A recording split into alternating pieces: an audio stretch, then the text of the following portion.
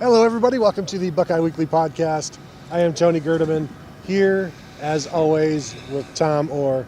Tom, how's it going? Tony, when do you want to talk about bold predictions? Do you want to talk about bold predictions now? Could we do that, or should we talk about the football game first? Tom, let's talk about the football game. Now is not the time to talk about predictions. Now is the time to talk about what happened, not what we thought would happen. That's neither here nor there. Okay. Let's talk about Ohio State's 66-17 win over Maryland. Although I do want to say, I did come the closest in our score predictions. That's enough prediction talk for the rest of the show. Ohio State looked very good throwing the ball early. Maryland set out to stop the run, which they did in the first half. And then in the second half, TreVeyon Henderson could have rushed for probably another 100 yards in the fourth quarter if they wanted him to. He had 3 carries of 17 yards in the third quarter. I think he rushed for 75 yards in the third quarter to go over 100 yards for the day. Give credit to Maryland for stopping the run in the first half, but the Ohio State offense right now, it is balanced because they were held, the running game was stopped, but they were still able to throw, and that's really what you want. Right. If you're able to stop the run, but you give up a touchdown every time the opponent has the ball, except for when they intentionally kneel down on the ball at the end of the half, I'm not sure how much credit I'm really supposed to give the Maryland defense in that case. It's like, yes, congratulations, you stopped the run. C.J. Stroud threw for 400 yards and 5 touchdowns, and you got blown the heck out. Like, congratulations? It was, no congratulations, because watching this game, every time Ohio State got inside the Maryland 50, it just felt like, okay, when are they just going to throw for the end zone? Because at this point, you run the ball a couple of times, and it's, you take up some time. But, it's inevitable. Just go ahead and hurry up. Throw it to Chris Olave. Throw it to Garrett Wilson. Get the touchdown going. And then let's get this kickoff and just move this game along. Although, Tom, I guess by running it a couple of times before they throw the touchdown, they are moving the game along. You keep the clock moving a little bit, and you do want to continue to show a little balance. You don't want to be 100% one and not the other. And, it wasn't like Ohio State was unable to run the ball. I mean, TreVeyon Henderson averaged 6.4 yards per carry. Master Teague, 7.8 yards per carry. It was, they were running the ball fine. This was not, this is, I think, more a testament to, hey, TreVeyon Henderson had set some unrealistic expectations. You're not, in fact, going to average 9-point-something yards per carry for your entire career. He might do it again in a week or two, but you're not going to do that every single week. But, he was involved in the passing game. He was involved. They get him the ball, and they get the wide receivers the ball, and it's just like there's so many weapons here.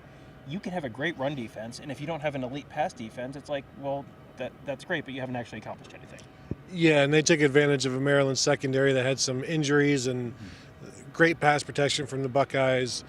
C.J. Stroud, even when he was pressured and he would escape, he was still under complete control. This was the best I've seen him, maybe the best you've seen him, just under control, very confident. Didn't let any of the pass rush get to him. Never looked shaky or out of sorts. He finished 24 of 33 for 406 yards passing, 5 touchdowns. The first time in school history an Ohio State quarterback has thrown for over 400 yards with 5 touchdowns and no interceptions.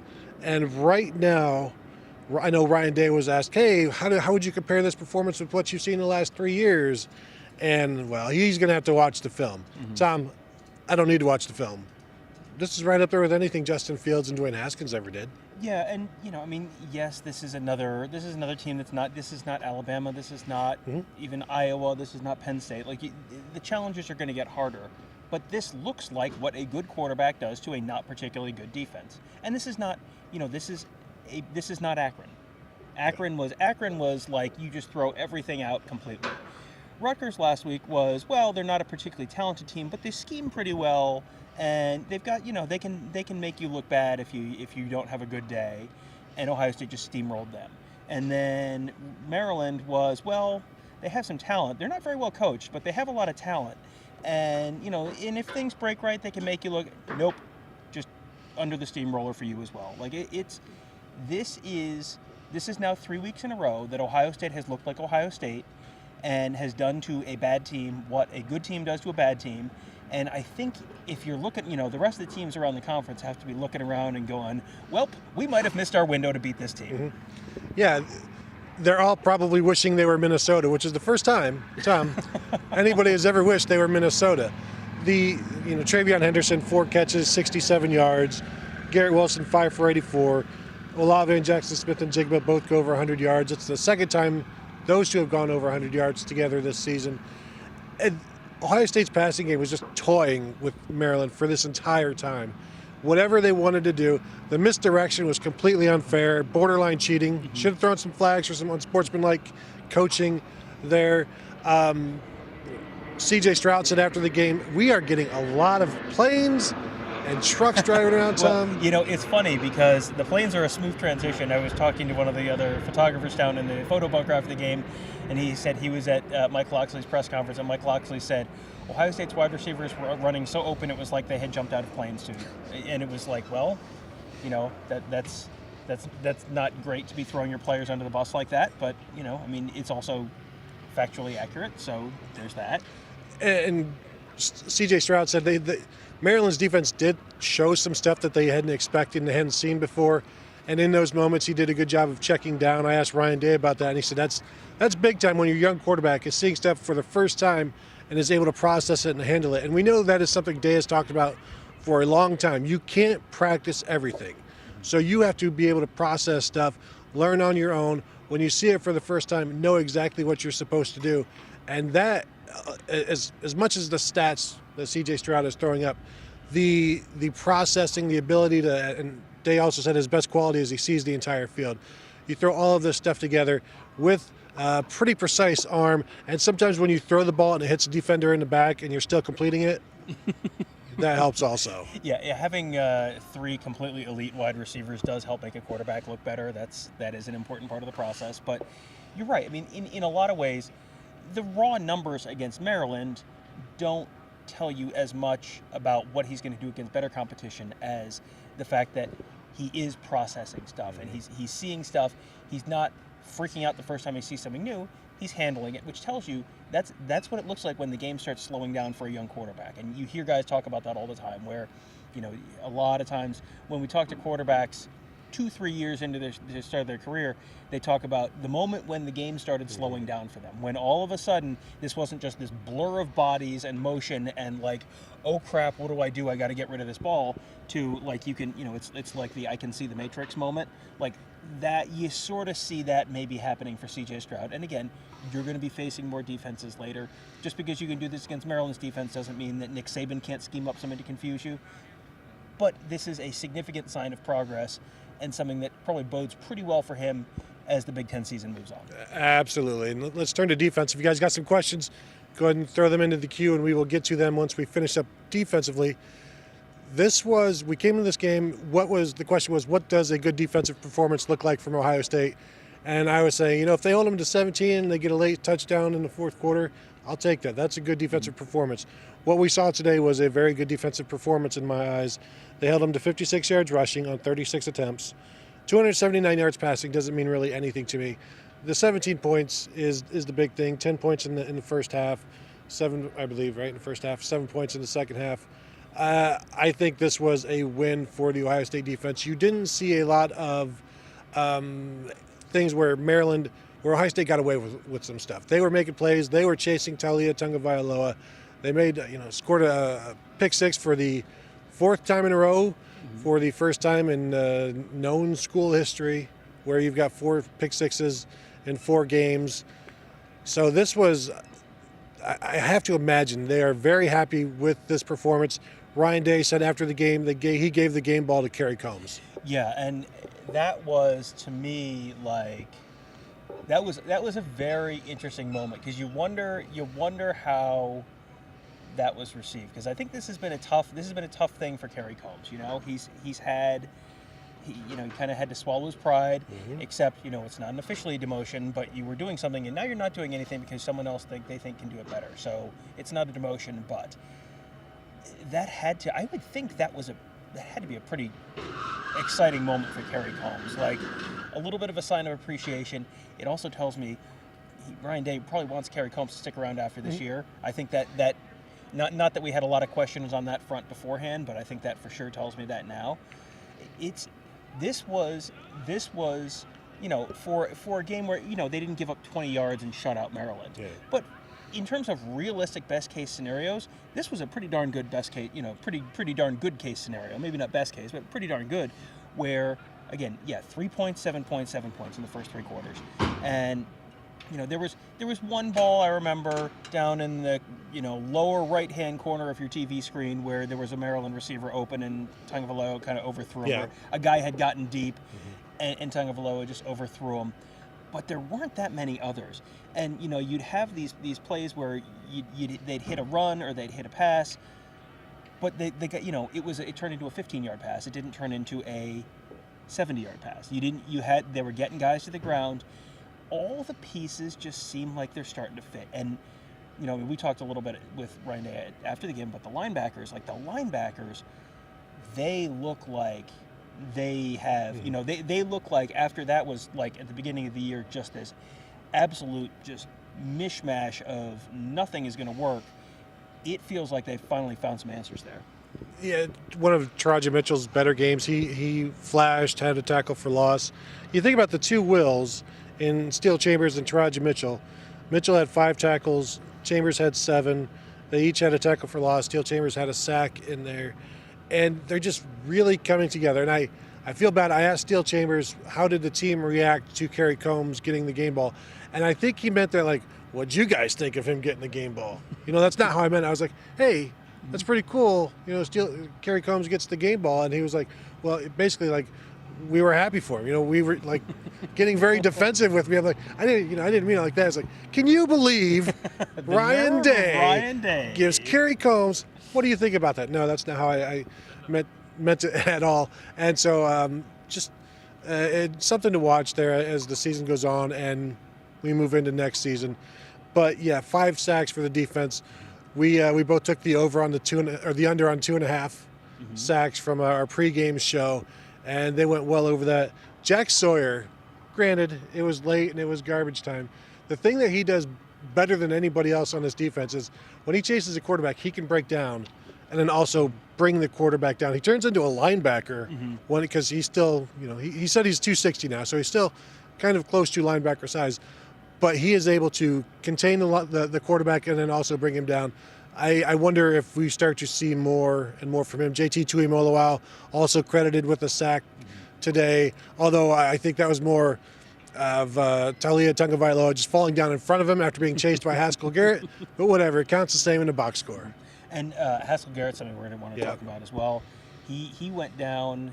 I saw him on the sideline. He had ice on his ankle, so I didn't see the injury itself, but he was icing his ankle, so you sort of wonder high ankle sprain maybe, something like that.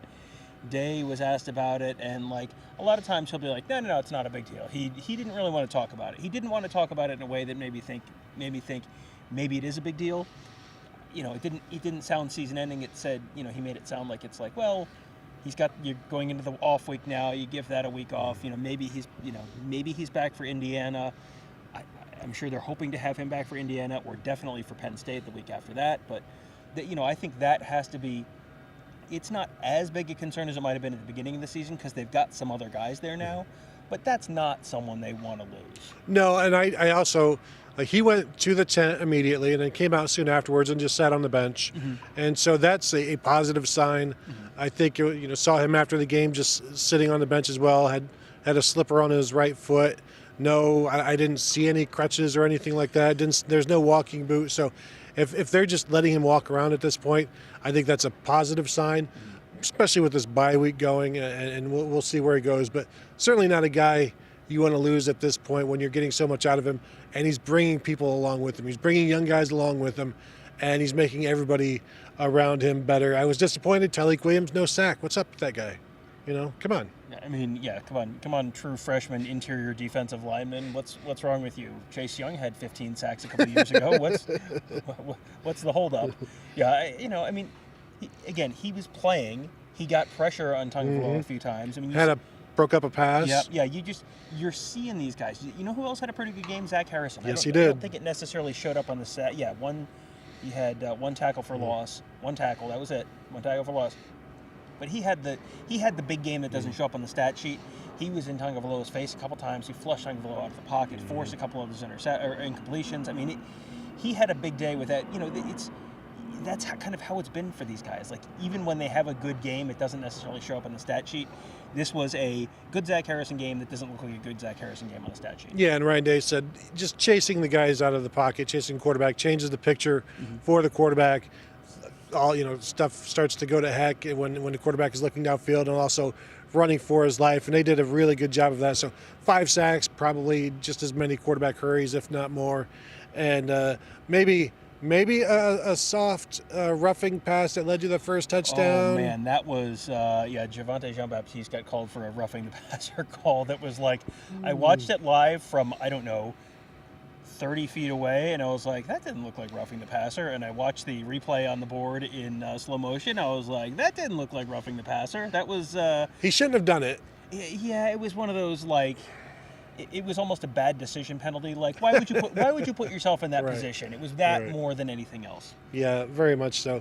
All in all, a really good performance by the Ohio State defense. And Ryan Day wanted to see what this defense looked like today. I think they have to leave. Obviously, given the game ball to Kerry Combs, everybody leaves happy, knowing what this offense is capable of and the skill talent they have, the ability to make plays that they have. We saw that with the one pass to Raheem Jarrett for the touchdown on the catch and run.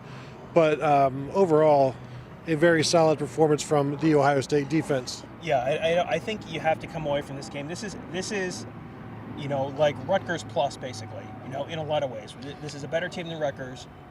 This is probably a team that beats Rutgers, but it's a more talented team than Rutgers.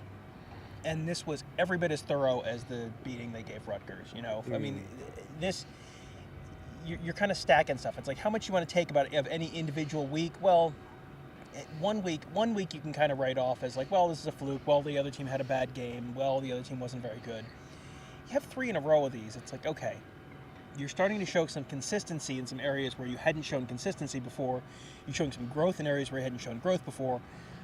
That's all very encouraging in terms of kind of the big picture.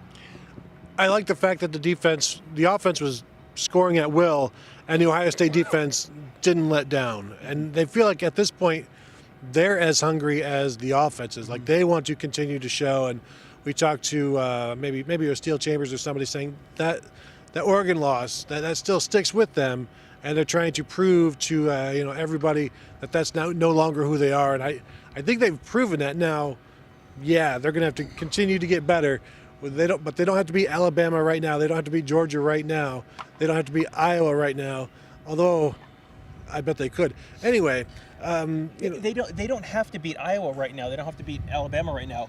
But they have to beat Indiana right now. They have to beat Penn State right now. Like, you have lost your margin for error. That's the important thing about the Oregon game. It doesn't doom you. And if Texas had been able to finish the drill today, Ohio State's in incredibly good shape to make the playoff. They're basically winning. They're in at that point. But Texas didn't finish the drill, so we'll see how that goes. But it was just like they have to keep winning. They have to keep playing well. You cannot have a week off now. But you'd think that might help focus them. That might help. And the fact that you're playing better teams now, like, okay, Indiana is the team that gave you your best run last year, and made a big stink about the fact that actually they should have been going to Indianapolis last year instead of you. So motivation shouldn't be an issue there. Penn State, we're thinking night game. That's not official yet, but possibly a night game, new uniforms, yada, yada, yada. I mean, that motivation shouldn't be an issue there. At Nebraska, I'm very interested to see what Nebraska does tonight against Michigan. But, that's a game that Ohio State always seems to get up for. They're always up for Nebraska, especially on the road. And, and then Purdue is Purdue, and they're terrible. But Michigan State is... Michigan State should have a good enough record that they shouldn't have a problem getting up for them, and then it's Michigan, and then it's Iowa. So, motivation should not be an issue for any of these games moving forward, you wouldn't think. And, as long as they keep progressing like this, the idea of Ohio State going back to the Big Ten championship, Ohio State going back to the college football playoff, seemed kind of crazy 3 weeks ago, and now it's like, oh yeah, no, not only can I see it on the field, but there's like a clear path through college football nationwide as well. Yeah, and Penn State's up 17-3 right now at Iowa. Huh. So if things hold there, you've got a number three Penn State coming into Ohio Stadium, likely for a night game. You would hope there'd be more than 99,000 here for that one. I assume there will be. You would think. But that's going to be a fun one. Some things still have to happen before then, but I don't see focus being an issue with this team right now. They've been focused against teams they were heavily favored over. They come into this game now. The 17-play drive to start. That was impressive and also a little painful. Ryan Day said it felt like a 25-play drive. They couldn't run the ball on first down. They kept trying, but they kept picking up first downs on third down with C.J. Stroud throwing the ball. I think he was maybe like 9 of 12 throwing the ball on that drive. Ran the ball 5 times for 5 yards. And then I tweeted, I don't know this for a fact. I'm just going to assume this is the first time in Ohio State history they had a 17-play drive where 12 of the plays were passes and only 5 yards rushing on the entire drive. And, they capped it on a fourth down touchdown. Just about as perfect a drive as you could want if you were like reverse Army. Yeah. Assuming you really didn't want to run the ball effectively, but you did want to have a 17-play drive. Yeah, 17 plays, 88 yards, 6:10 off the clock there. I'm just going to read you the drive chart, how the drives ended for Ohio State. Ready? Touchdown, touchdown, touchdown, touchdown, touchdown. Half. That was because they just took a knee right before the half. Touchdown, touchdown, touchdown. Field goal. Downs. End of game. I mean, that's not bad. That is not strictly speaking a bad performance by the offense. I picked a bad week to make a prediction about a punt from an Ohio State punter. But we don't need to talk about predictions. Do we want to get to some questions? Did you have anything else to say, Tom? Did you? No. We'll talk. Don't worry. We'll talk Wednesday.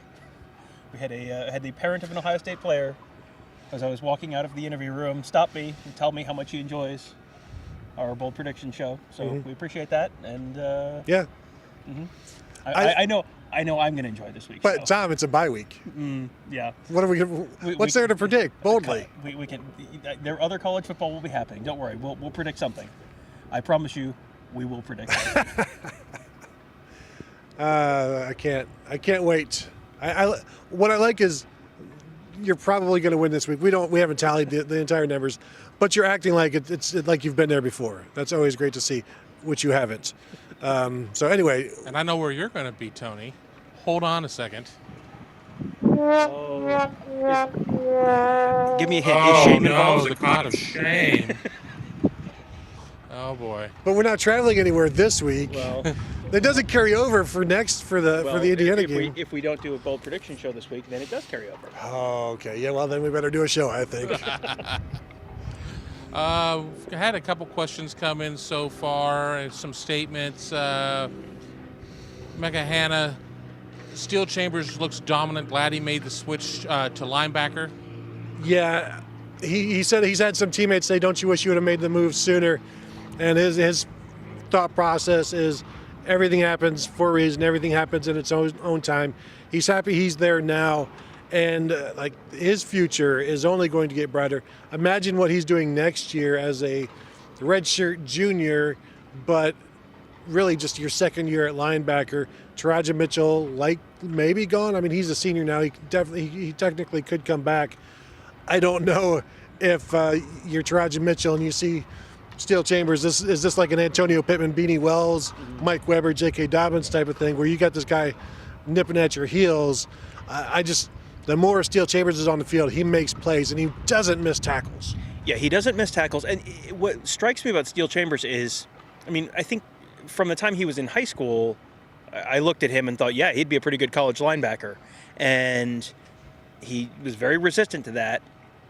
And then when he gets a chance to make plays, it's like, oh yeah, he's a really good college linebacker. What's amazing to me is he's reacting to stuff really quickly. It's not just like, yeah, he's fast and he's athletic and he can tackle. He's reacting to stuff well. He looks like he's been playing linebacker for a lot more than just a couple months, which that tells me you give him another year, like holy smokes. There was a point when Tagovailoa Maryland was going right to left on your TV screen, and Tagovailoa kind of rolled left to near the Ohio State sideline and tried to throw it, and Steel Chambers jumped, and Steel Chambers jumped so high. I don't know if I got a picture of him at the absolute apex of his jump, but he's way up there, and he was like, it wasn't like he was standing. He was like running and jumping sideways and still got so far up. It was like, that is a freaky athletic linebacker, and that's what you need. That's where the game of football is going right now with these spread offenses, and you've got to be able to run, you've got to be able to be quick, you got to be able to operate in space. He ticks all of those boxes. You know, when you go back to the beginning of the season, why does this team look so much different? How have they solved the linebacker issue seemingly so quickly? He is such a big part of the reason why. He avoids blockers like a running back avoiding tackles. Like he can blow up screens, he can get around blockers. He looks like a linebacker that averaged 9 yards a carry as a running back. I mean, the guy, it's just hard to get a hand on him, and then he is just a really sound tackler, just almost comes out of nowhere. You're like, you see the ball going, and then boom, you get tackled. And now it's getting to the point where you see somebody get hit, and you're like, I bet that was Steel Chambers. And it's true. I want to shout out to somebody who hit us with a super chat, Tree Buck. Thanks for all the great coverage, guys. Thank you for the super chat. Yes, Tree Buck is a good old friend. So thank you for that. I will ask you, Tom, I'll ask you a question.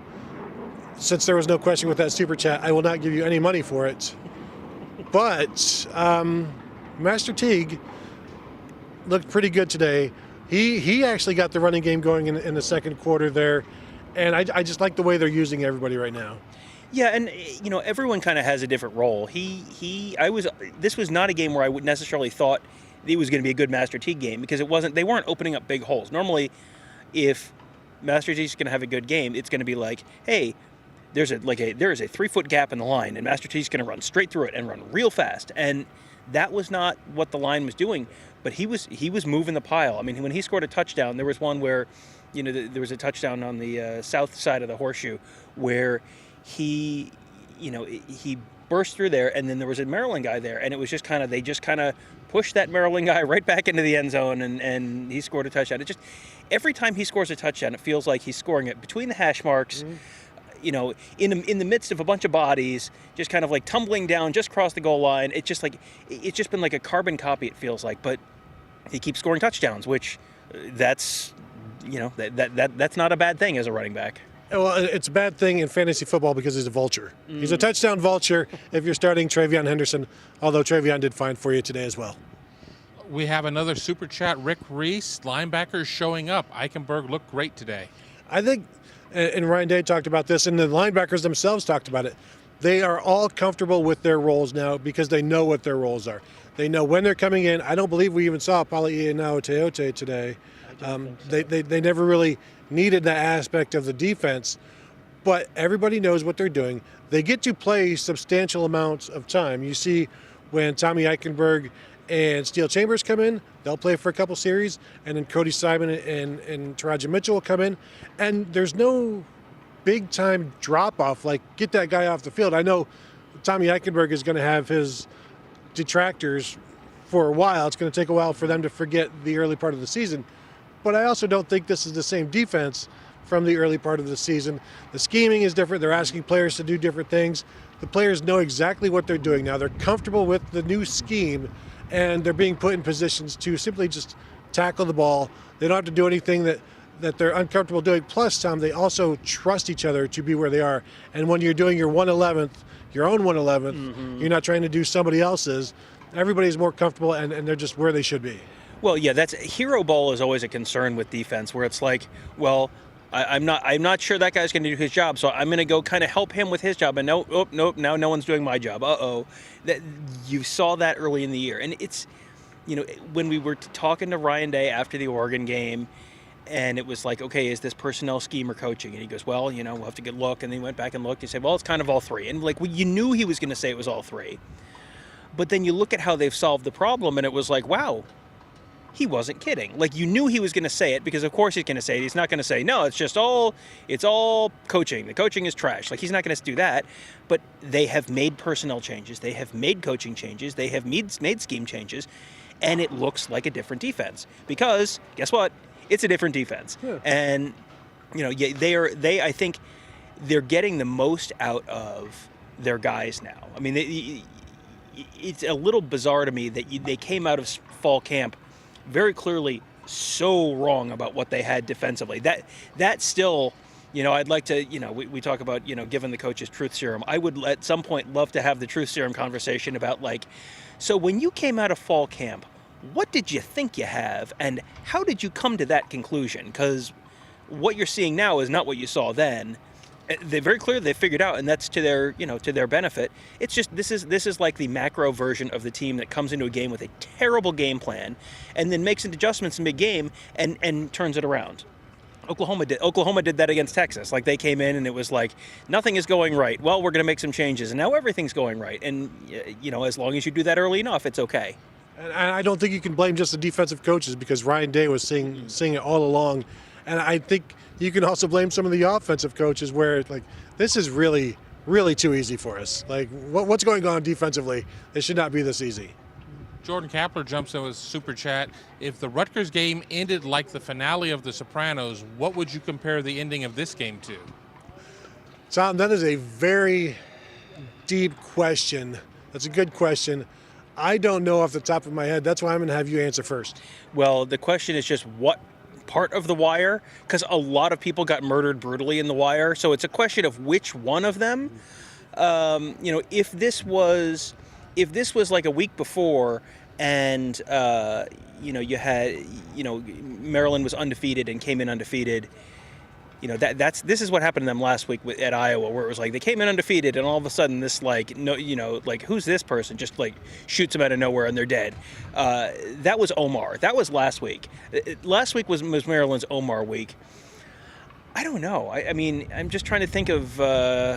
There was the one kid who got shot in the abandoned house, who was kind of like begging for his life. This was a little bit of a Mike Loxley begging for his life kind of game. So maybe that's the kind. We're getting this is pretty dark for a podcast. Well, I blame David Simon personally. He could have made The Wire a more uplifting show. He chose not to. That's on him. That's not on me. I would go with the lighter show, Breaking Bad, where they didn't play New Mexico today. No. But the C.J. Stroud haters were like Walter White. It gets shot up in the belly and he dies in his meth house. Whereas the C.J. Stroud fans are like Jesse Pinkman, escaping from this prison that they've been put in, and just being so happy that they've been able to escape over these last couple of weeks. Kevin, you got one? I was going to say Star Trek. Because somebody wearing red who wasn't in the credits that nobody knows anything about got vaporized, and nobody really said anything about it, and the show just moved on. You win. Yep. There you go. We got it. I don't think that was said in Maryland, but now I don't care. All right. We've had a couple of questions or comments about Rocket Hickman. Is Rocket Hickman the unquestioned leader of the defense? I think so. Start of the year. Would have thought Mitchell, Harrison, etc. Yeah, he's been one of the fun surprises, and we've talked about this before, where we thought it was, Craig Young is the bullet. Ronnie Hickman's going to back him up and come in on passing downs and give it the old college try. And no, Ronnie Hickman is everywhere. Finished second on the team in tackles today, Tom, with 6 tackles. The leading tackler had 7. No, I mean, how many people were ahead of him? Was it 3? Great, he's in 4th. That's cool. Good job. 7 tackles was ahead of him. He had 6 tackles, which was the second most on the team. But Tom, please, let's not argue about our bold predictions. I don't want to do that here in front of the people. He's fun to watch, and I keep talking about when are they going to send him into the backfield to do some stuff. And right now, things are going well enough that just keep doing what you're doing. Playing the safety that he's doing, that's all going well. Almost had another interception today off of a tip pass, and really, I keep saying, what else are they going to do with him? But at this point, maybe don't do anything else with him.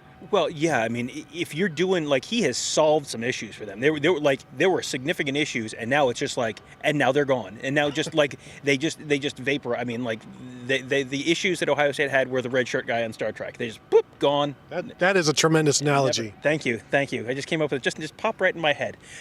He is. I don't know if you could say MVP. There's a lot of guys who have made significant changes. He's in that conversation, though. And he's someone who, I mean, at the beginning of the game, I felt like he had 6 tackles in the first 5 minutes of the game. I had picked him to not finish first or second on the team in tackles for the second time this year. And I texted Tony surrendering that one like 3 minutes into the game, because it was like he's on pace to break every Ohio State single season tackle record in this one game. And eventually, I think they probably started going away from him a little bit, but yeah, he has been fantastic.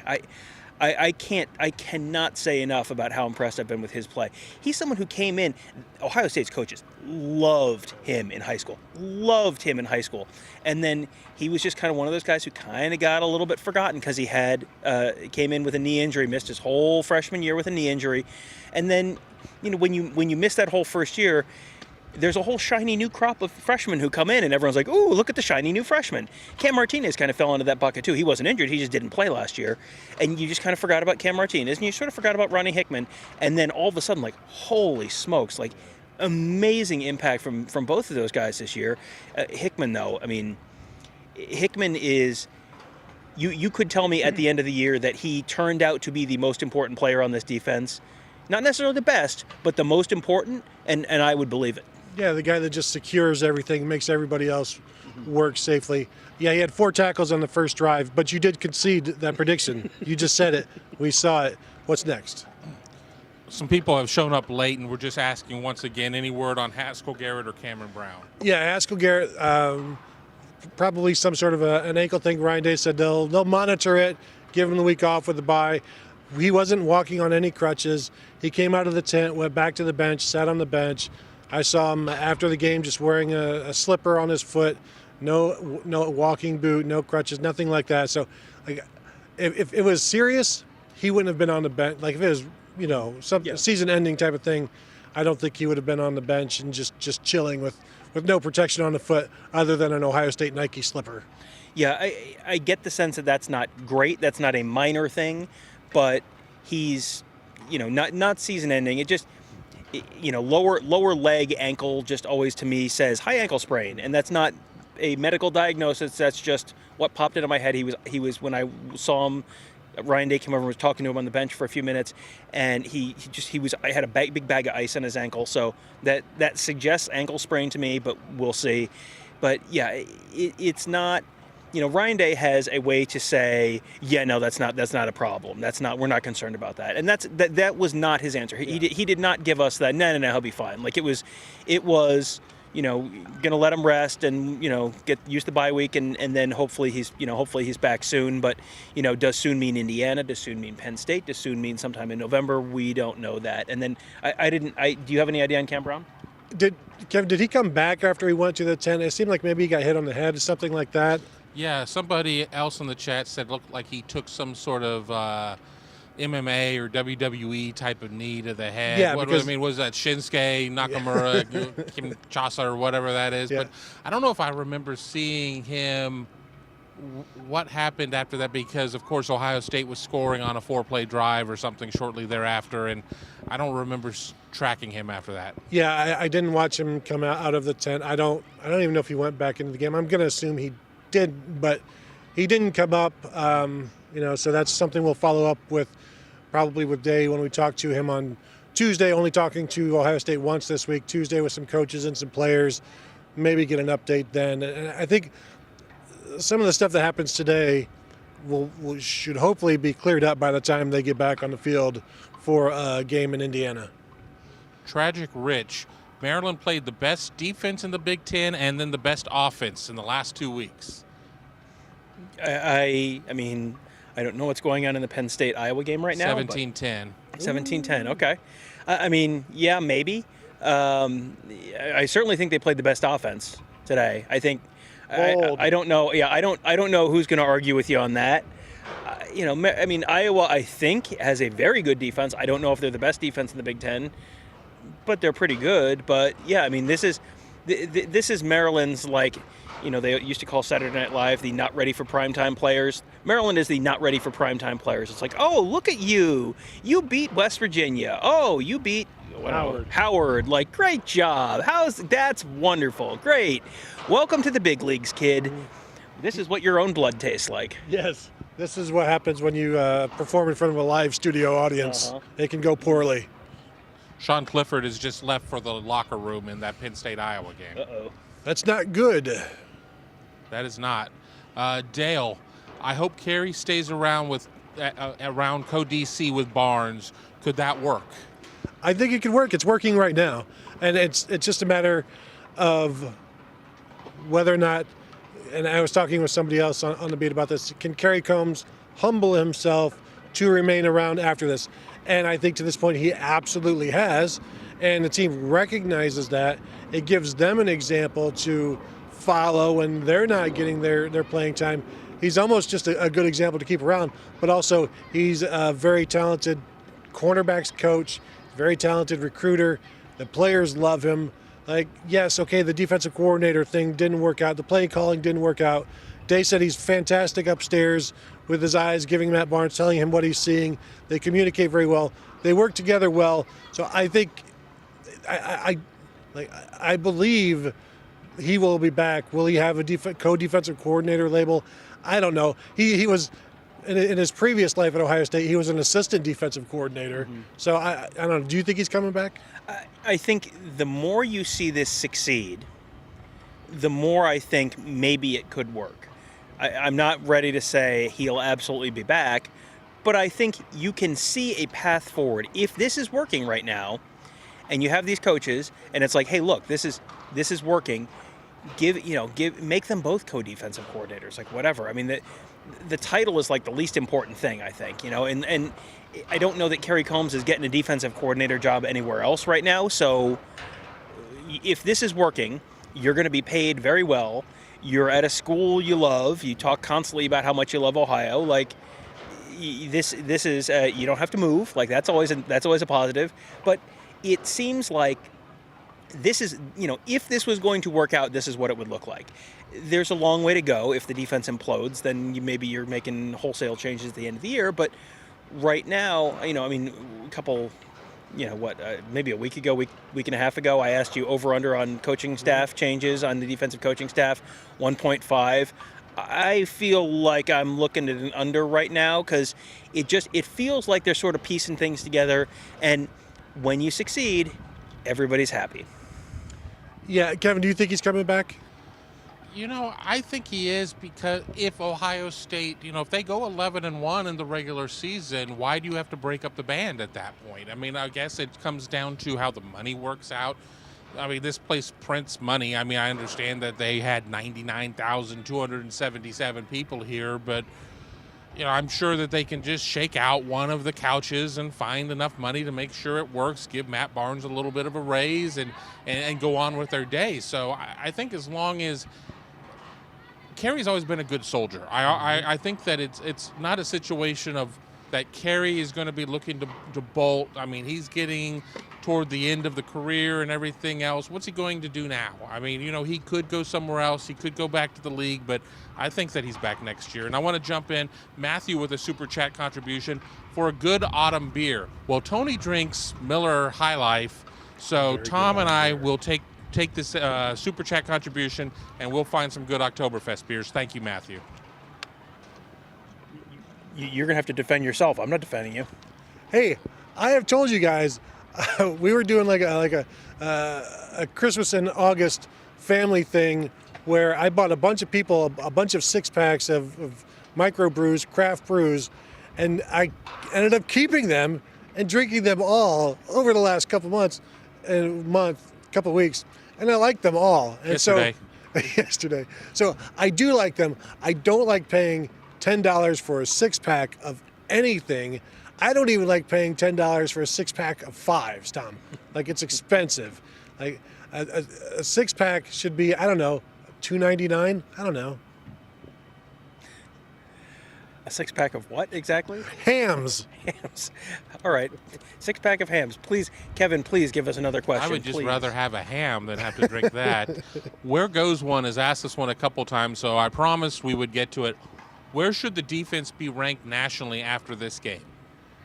Where should the defense be ranked nationally after this game? I mean, are we talking about like SP plus, something like that? I mean, like in those sort of advanced analytics, I think you're looking at this this looks to me like a defense that, on the season on the whole, you got to factor in some of the stuff that happened before, because there were some not great in the before portions of the season, but this feels like a top 25-ish defense right now, and I'll have to look at SP Plus and see where they end up after this week. But they're getting off the field, they're not giving up big plays. That's the stuff that you're not living and dying based on turnovers. You're getting off the field.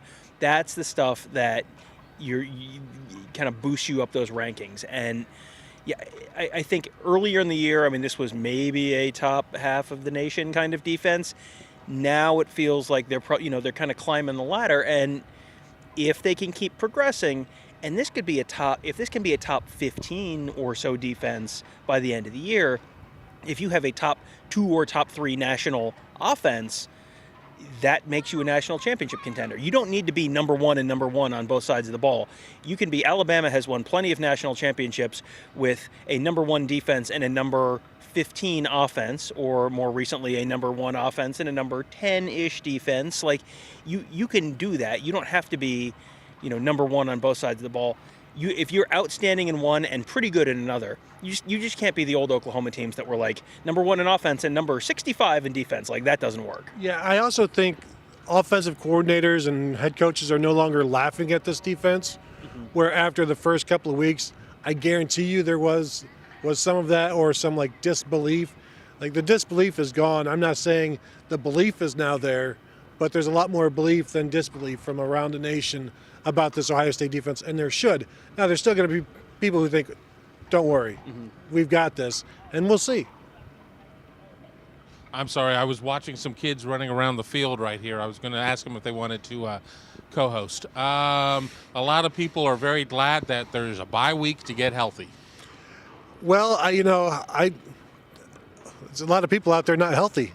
The listeners or the viewers, just take it easy from time to time. But yeah, no, it comes at a good time. It's always better, I think, midway through the season to have your bye week than you play 2 games, then you've got a bye week. It's like, what? That does us no good. And now you've got to play 11 straight games if you're going to Indianapolis. So this is perfect. It allowed them to compartmentalize their season as well.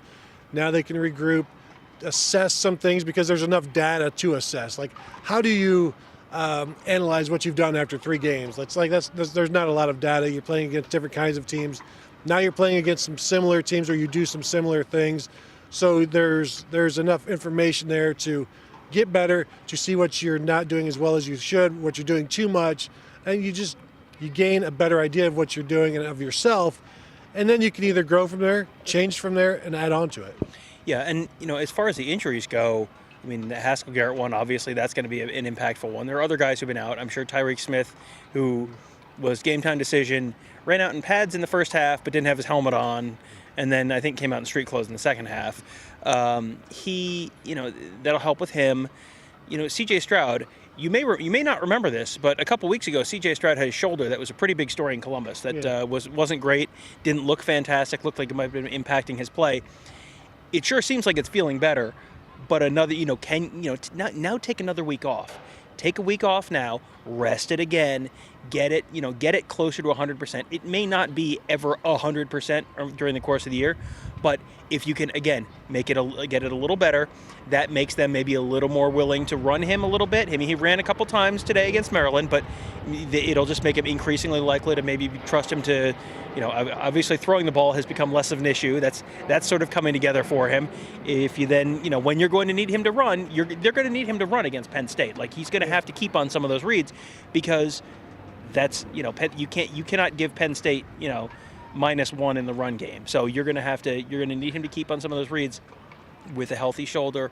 That allows him to maybe potentially do that. I thought for sure he was going to keep on that 4th down, and instead, he just decided, no, I'm just going to throw a touchdown to like Garrett Wilson or Chris Olave, because that's much easier. Yakov has a suggestion. Maybe you guys could get together at one of your homes next Saturday. Give some thoughts on both your food and the games you're watching. No, we can go to noon. She's got fantastic. How about a Buckeye Scoop brisket party? You could go ahead and smoke some meats, and we can. Is that a? I'm getting a very stern stare, indicating No. My only thought is brisket's expensive. Maybe a pork shoulder instead. Didn't you just? How many times have you said the word super chat? I was going to say, don't spend the super chat on the beer. If those are all going to me, then we're in. I'm on my way to Costco right now. But I had a feeling I'd have to share it with y'all. So no, well, we have discussed in the past maybe just doing a watch along stream from our respective homes, because it's just much easier to do it that way. So maybe we'll do something like that. It depends on what the games are like next week. Is there Vanderbilt versus Colgate somewhere or something like that? I'm working on my favorite industrialist versus toothpaste rivalry. But there are things we could do to incorporate everybody without having to drive all the way out 30 miles to the east side for somebody like me. Some of your better games next week will be Michigan State, Indiana, Auburn, Arkansas, Florida, LSU, Oklahoma State, Texas, Kentucky, Georgia. And it'll be fun to talk about that one, but it's probably going to be ugly. Yeah. The team that can't throw the ball very well against the team that just murders everyone's offense, like that just seems like Rutgers Northwestern? How about it? What specifically about it? I hate watched the last 2 seasons of The Walking Dead before I finally stopped watching it. That would definitely qualify as a hate watch. I'm like a little bit of a college football weirdo. Well, I will watch like a Vanderbilt UConn game if that's on. If that's something that we're around, and it's like I will turn that on. I've watched a lot of like UTEP games on what looks like public access TV at extremely late night hours. I watch the heck out of Hawaii football. But like Rutgers Northwestern, like I don't know that I've seen too much Rutgers and too much Northwestern with my own 2 eyes that it's like there's no novelty there. Like I know, and this isn't like fun and quirky and different. This is just gross and bad, and I would like to keep that out of my life. Thank you. Right. It's like playing a kazoo is fun for about two seconds. You can't do it for 4 hours. Eventually, it's annoying. It's not quality music, and that would not be quality football. So there you go. It's a recruiting edit from Tom Orr. Northwestern football, gross and bad. Gross and bad. Both. We got both kinds of Northwestern football. We got gross and bad. Country and Western. Treasure of the Torah was really impressed with CJ's pocket scrambling ability. I was very impressed as well. Tom, less impressed. But just, he is so calm, cool, and collected, Tom, that the pressure, it comes after him. He's still looking downfield. I know there's some people in the Ask Insiders game chat where I think we're like saying, just throw it. Or no, just saying run, just run. And he's looking and he's calm and he's like, don't worry. I know what I'm doing. I've been quarterback for 6 games now, well, just 5. But he is completely in control, feels the pressure. There are a couple times you're like, oh, well, this is going to be the one time he gets sacked. And it wasn't, and he evades some rush. He showed he is athletic, as he has told us before, but it just feels like it's all coming together for him.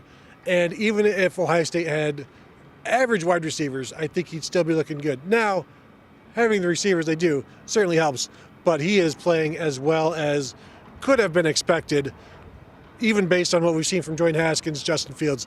Like what he's doing right now is like what you would expect maybe next year. Although I think we did expect this year, and he's living up to it. Well, I think this is sort of an offshoot of what we talked about earlier with when you're getting coverages you haven't seen before, or coverages you're not expecting. How do you handle that? It's real easy to be a good quarterback if you just have this huge empty pocket where just like you can just spin around like Julie Andrews in The Sound of Music and like, oh, the hills are alive with the sound of pocket time. Like, that's great. That's not how life works in college football and high-level college football. Like, sometimes you're going to have pressure. Sometimes it's going to be coming up the A-gap at you. Like, that is a thing that happens sometimes. And life is not always perfect as a major college quarterback. How do you deal with that is the question. And, like we talked about earlier with how do you deal with, hey, you're getting coverages you weren't expecting, or maybe you didn't see on film, or maybe you haven't seen before at all, or you're whatever. If you're able to deal with that and sort of process that on the fly and not freak out, that's good.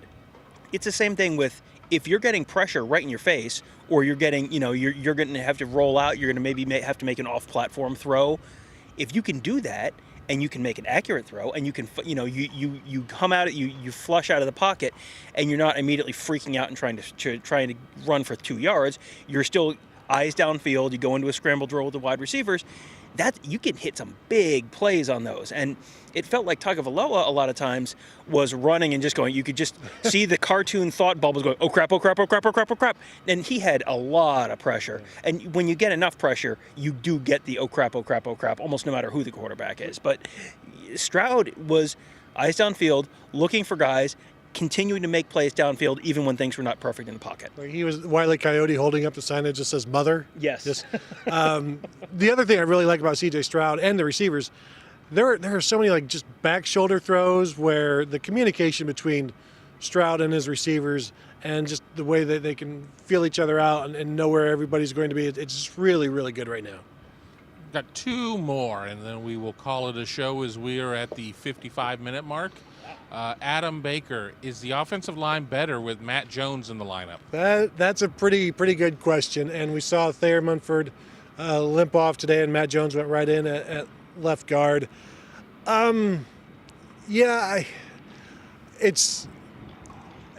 this me trying not to say yes? It's not worse. Right. I mean, Thank you. There was no discernible drop off, like to the point where I didn't notice that Matt Jones was in for a few plays. And then I was like, oh, hey, has he been playing the whole game? I don't think. No, I saw Thayer out there before earlier. And a lot of times you put in a new player, especially in the offensive line, if it's a younger guy, less experienced guy, they just go right at that guy. And it's like, hey, why is there all this pressure all of a sudden? Ah, yes, there he is. I see it. You don't even notice. Like that's how it is with offensive linemen. Like unless you're Orlando Pace pancaking guys like 60 yards down the field, the whole goal as an offensive lineman is to not have the announcers talk about you, not have anyone know. You're just like, oh yeah, that guy. He's pretty good. Like that was Ohio State's tackles last year. No one talked about how dominant Ohio State's tackles were. But then, you'd look at those like PFF grades and it's like, yeah, the best tackle tandem in the country. They gave up like no sacks or 1 sack all year, whatever it was. Like that's what you want as an offensive lineman. That's what Matt Jones is. Like you kind of forget he's out there. You don't necessarily notice he's out there. It just, to use your Walter White thing from earlier, like nothing stops this train. Like Matt Jones comes in, nothing stops this train. And then when Thayer Munford comes back in, you don't even notice it. Yeah. We got a super chat from Jordan Kapler saying, I would do a larger super chat amount, but I don't want Tony to spend it all on ketchup. And that's when I informed him that we ration your money out because you're just a big child. You know what? I was in the press box before the game. They had eggs and potato pancakes and sausage before the game. And I put some Tabasco on my stuff because I'm a grown-up. But they had a big bucket of ketchup. And I took a picture of the big bucket of ketchup. And I'm like, I'm going to tweet this out with something about Gerd. And then I said, No, I'm not going to do that. And if you check my Twitter, I never tweeted it out. It's still on my camera roll. So maybe I'll message it to Jordan, and then Jordan can do something with it as a special thank you for his super chat. But I would never, Tony, because I have too much respect for you and our friendship. Meanwhile, your TikTok has a 2-minute dance video of you making fun of me and ketchup. So I don't want to give you too much credit for your self-control. And I have video of both of you guys wearing shower curtains at Minnesota. Before we get to our last question, people are convinced that Mayan Williams is transferring out because of message board posts and things. I haven't gone to go look at which boards are in question there. I can just go off of that he tweeted during the game that he's good. See you soon. Go Bucks. But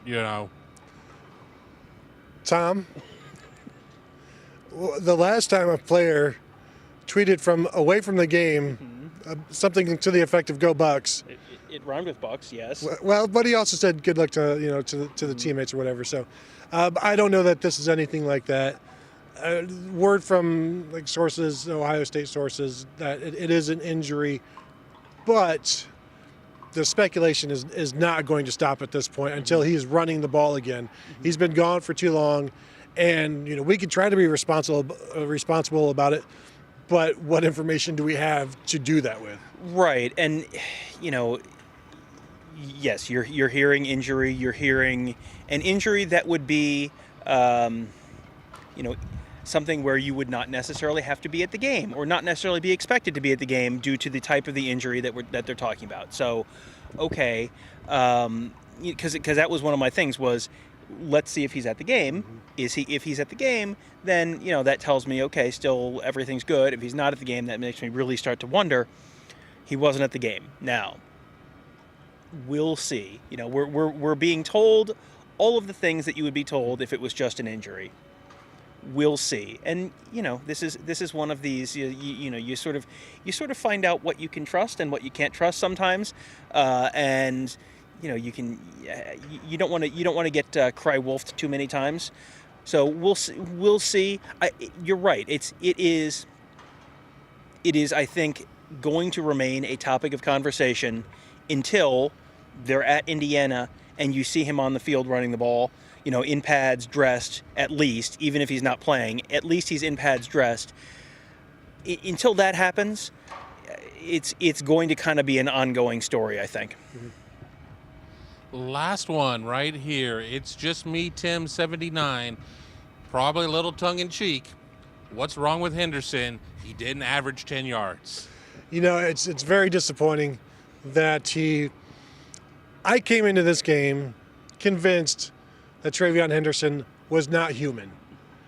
And so it is disappointing for me to find out that, in fact, he is, but only slightly human. Yes, Maryland did a fantastic job in that first half, held them to, 8 or 9 carries for 26 yards, 27 yards, something to that effect. But then he did come back in the second half and probably averaged those 10 yards per carry if you have the stats up there. But yeah, I just have the full game stats. 4 catches, 67 yards, and a touchdown, including a 30-yarder. And that was 4 catches on 4 targets. And then in the running game, 16 carries, 102 yards, 2 touchdowns. So he had 20 targets and or handoffs, 169 total yards, 3 touchdowns, 16.8 yards per reception, 6.4 yards per rush. And to answer the original question the issue is that he's a bum. He's terrible. He's bad at football. No, he's fine. He's fine. Everything's fine. Yes, TreVeyon Henderson continues to be good at football. Maybe, now we have our headline for the episode. There you go. Title. And I did have an NFL scout text me before the half saying that Henderson is a first-round pick. And I'm like, you're not seeing the same game I am. He's like, the way he catches the ball, that sets him apart already. So just, I keep saying, Tommy, reminds me a little bit of Edgerrin James, Marshall Faulk. Other people say Saquon Barkley.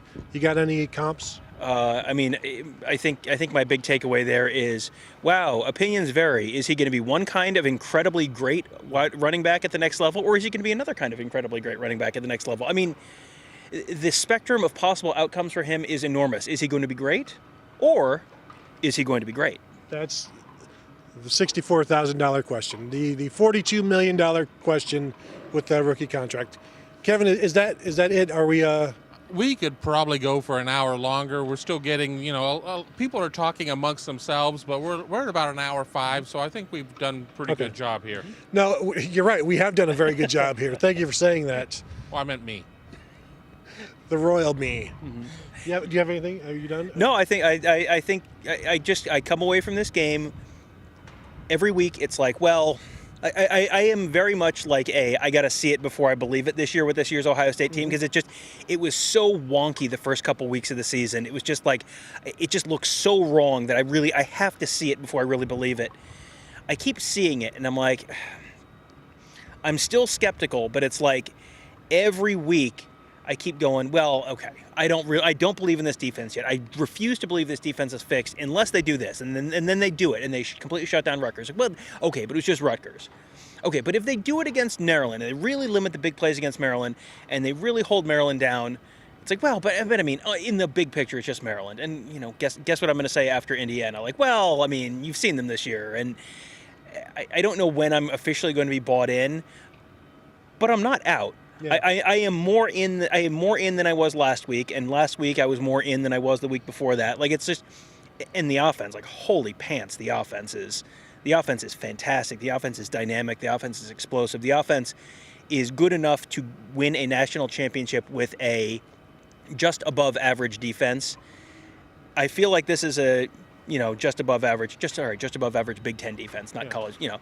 This doesn't need to be the number one defense in the Big Ten. If this is the third defense in the Big Ten, that might be a national championship team. Let's find, I'm not ready to kind of put them in at number 3 spot just yet, but they keep moving up the ranks every week. Whereas I was convinced this defense was fixed after the Akron game, and I said as much many, many times. I do think this defense has plenty for Indiana. Like, I don't think the Indiana offense is as much of a concern as the Maryland offense was. So that will then do it for us here at Ohio Stadium from a 66-17 win over Maryland. I want to thank you all for tuning in. Thank you for contributing to the show. Thank you for the super chat. Thank you for the questions. Thank you for watching, most of all. Like, it would not be as much fun talking to nobody or just talking to you and Kevin. So definitely want to thank you guys for watching. Reminder, as always, find us at BuckeyeScoop.com. If you're not yet a member, please join. If you are, thank you very much. And you can find all of our videos at youtube.com/BuckeyeScoop. And we will talk to you guys later. I like turtles.